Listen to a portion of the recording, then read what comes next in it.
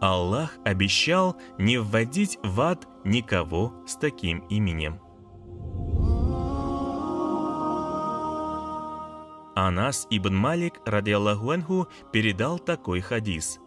В судный день все люди соберутся на площади Махшар. Всевышний велит двоим войти в рай. Те люди обрадуются и скажут: «О наш Господь, в книгах наших деяний нет и следа от благих дел. Мы хотим знать причину нашего вхождения в рай». Всевышний Аллах соизволит сказать: «Я сделал то, что приличествует моему величию. Я не брошу в ад никого с именем Ахмад и Мухаммад». Абу Саид аль-Худри, радиаллаху анху, передал такие слова Расулюллаха, саллаллаху алейхи вассалям: «Если в доме будут эти три имени, в тот дом не войдет нищета». Вот эти имена: Мухаммад, Ахмад и Абдуллах.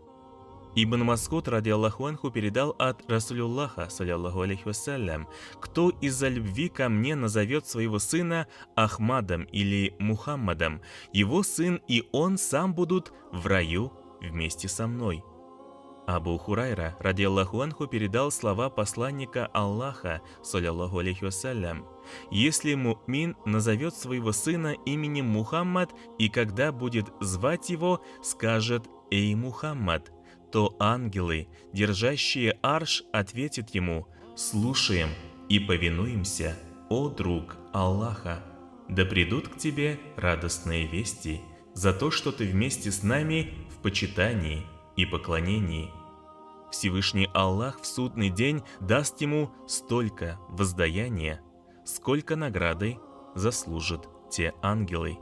Абдуррахман ибн Амр и Ибн Джабаль, радиаллаху анхум, передали от Зайнаб бинт Саид, та от Гульсум бинт Акабы, а она от своей матери Джамили бинт Абдуль-Джалиль. Джамиля сказала: «О Расулюллах, мои сыновья приходят в этот мир, но живут недолго, умирают в раннем возрасте. Что вы мне скажете?» Посланник Аллаха, саллаллаху алейхи вассалям, ответил: «Подожди немного, а когда у тебя родится сын, дай ему имя Мухаммад. Надеюсь, что у этого твоего сына будет долгая жизнь и благословенное потомство». Джамиля говорит: «Я поступила так, как было сказано. Этот мой сын жил долго. У него родилось много детей. Наверное, ни один род не был столь многочисленным». Из книги «История пророков».